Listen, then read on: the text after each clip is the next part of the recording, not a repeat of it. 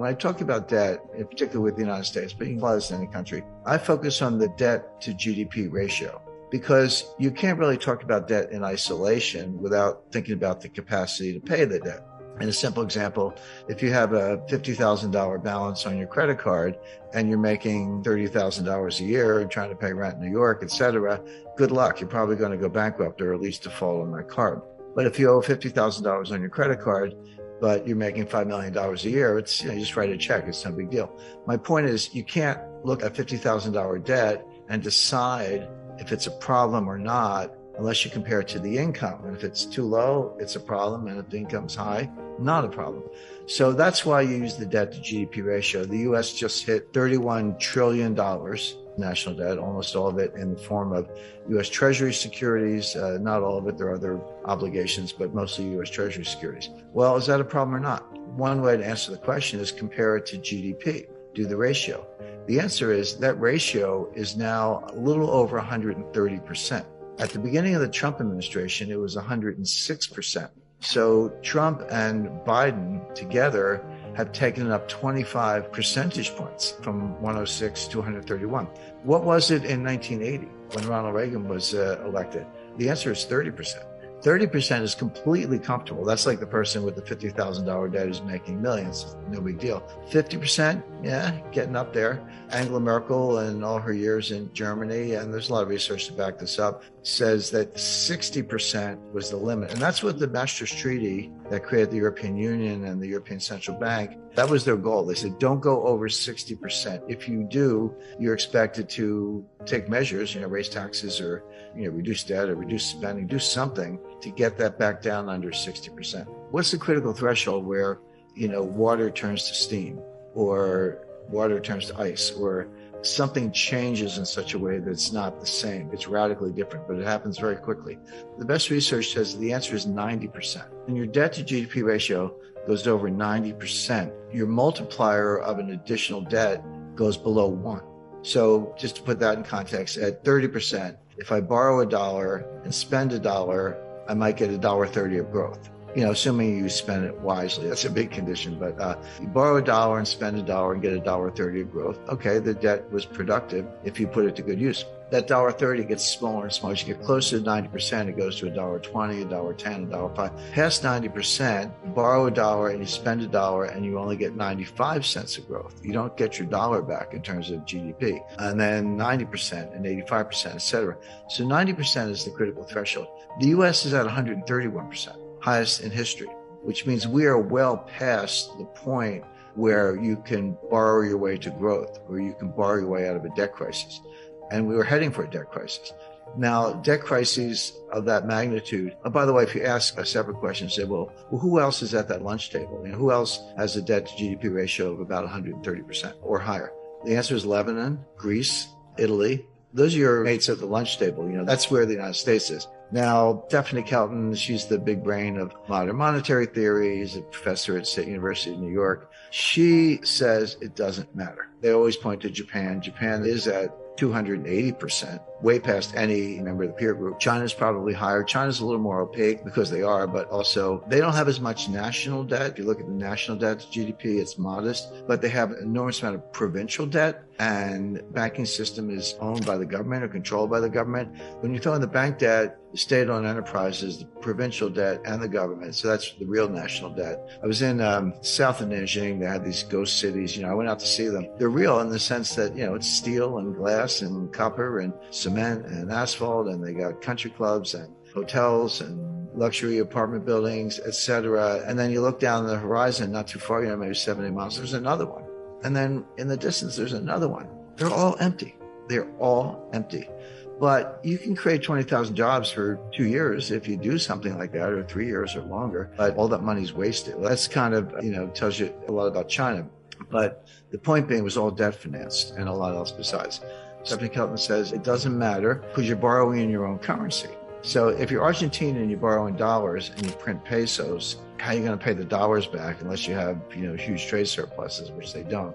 So they just default. Argentina is a serial defaulter and everyone expects that. If you borrow in dollars and you print dollars, which the United States does, they're like, what's the problem? Just print the dollars and pay the money back. Well, that's true. If you print dollars, there's no reason to default on dollar debt because you actually can print the money and buy the bonds. But it doesn't mean nothing else bad happens. What about inflation or hyperinflation? What about foreign exchange rate? The exchange rate can collapse. And these modern monetary theorists show very little understanding of the international aspects. They treat the U.S. like a closed economy, which it's not. If it were a closed economy and we didn't have to worry about trade deficits, trade surpluses, capital flows, exchange rates, foreign credit, China owning $1 trillion of U.S. Treasury securities, which they do.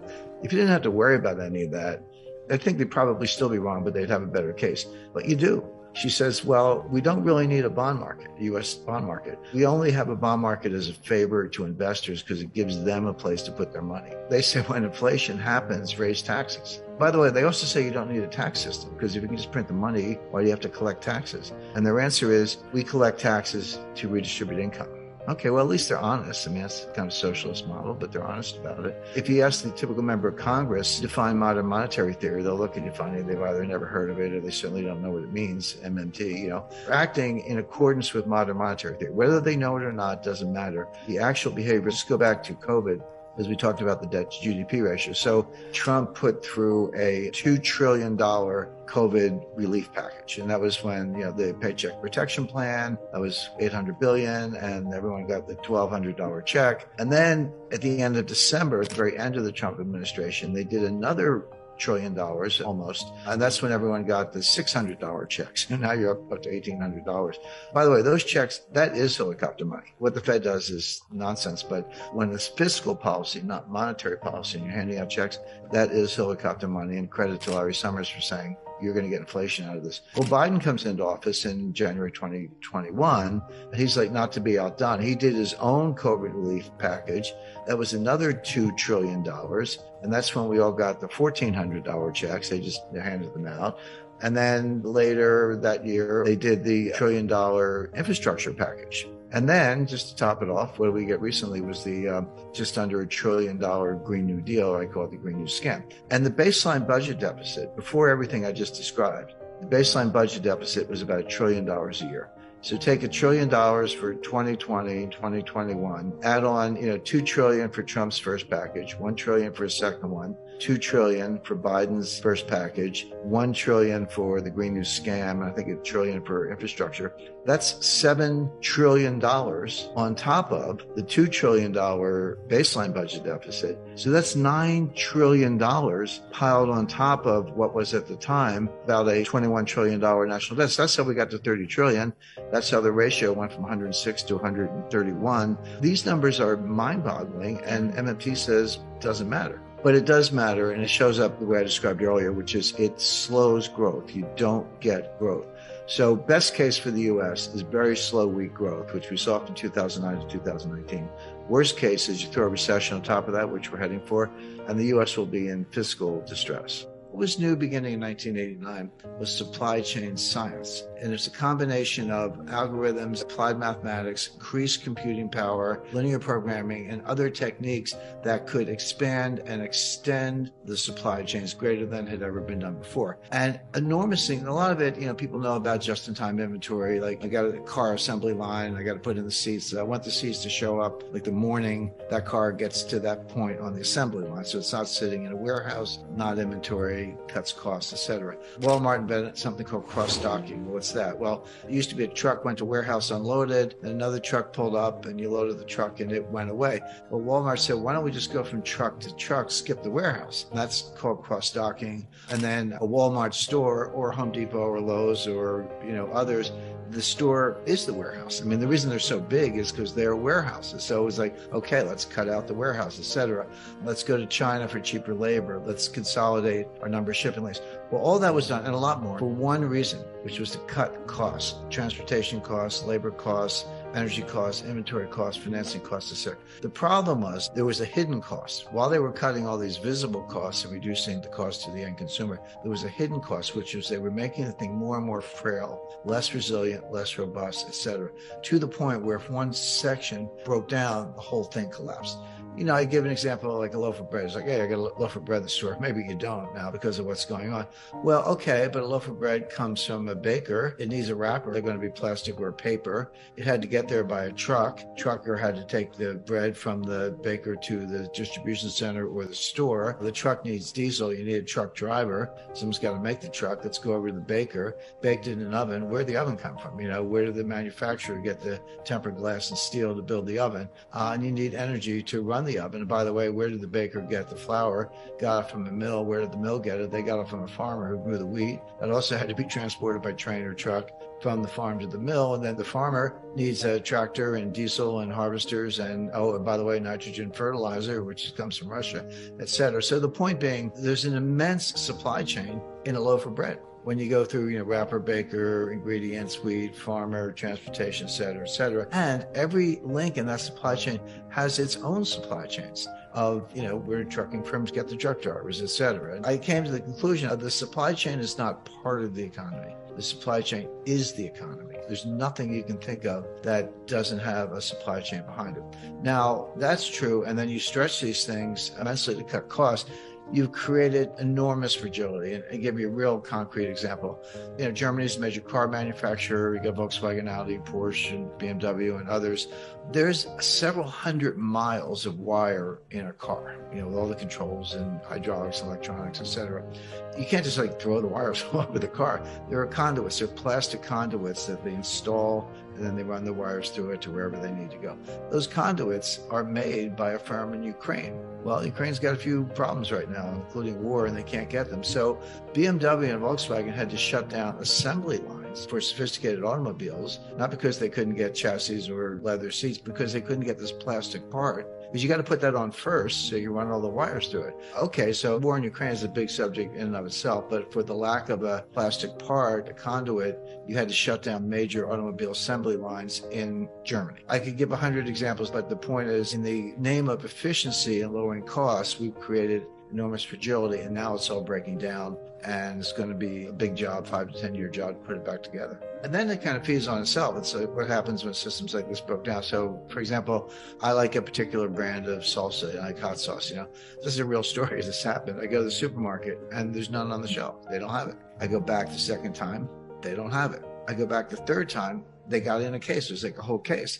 But I usually buy 2 jars. Well, now I buy 10 jars because I'm like, well, I don't know what's going to happen the next time. Maybe they won't have it. That's called safety stock. You buy some extra inventory. So I pay for that out of my pocket, but it's on the shelf behind me here. But the point is, I'm financing safety stock in my own house because I can't rely on the store to have it in the back room. Well, what does that do to the next person who wants hot sauce? They don't get anything because I took it all. And same thing happens to me in some other product. And everyone's doing the same thing. So you can call it hoarding. You can criticize it. It is inefficient and it costs money, but that's how people react to real supply chain shortages, which of course only makes it worse because now, who knows when the next shipment of hot sauce is coming in. I talked to the guy who probably the single most responsible individual for the creation of the modern supply chain. He said, Jim, you have to understand, it took us 30 years to build this. It took 3 years to blow it up. It's not coming back overnight. It's going to take 5 or 10 years or longer to create the new supply chain. So what I describe is what I call a college of nations. We're still going to have a supply chain. We always will. But it'll be like a club. And to get in this club, you're going to have to be a democratic, liberal society. I don't mean the politics. I just mean those in the political science sense or the political philosophy sense. But it would be, for example, United States, Canada, New Zealand, Australia, Japan, Western Europe, UK, probably India, and other countries around the world, probably Brazil. But there'll be countries with shared value, good rule of law, good concern for humanitarian issues, et cetera, who will trade with each other. But it won't include China. Russia will be, maybe they're in the penalty box, but China will definitely not be in it. China will have to construct its own club, whatever you want to call it, that would include, resource suppliers in Africa and maybe outsourcing in South Asia. And there'll be some people who kind of play both sides, and that's fine. But people say the U.S. is decoupling from China, which is true, but China is decoupling from the U.S. This is a second nasty divorce, but both sides want out. So what does that mean? It means that relative to some base, costs will be higher because Chinese have a lot they do is repugnant, but they aren't the manufacturing hub of the world. That's true. It'll be more expensive to do it without them. but it'll be worth it. And the way I look at it, the delta, the extra costs that we might pay at the store, that's like buying insurance. You buy insurance on your house, you don't want anything bad to happen. But when you write the check to the insurance company, you don't think you're wasting your money. You think that's money well spent, and heaven forbid if something does happen, you're covered. Well, it'll be the same thing in supply chain 2.0.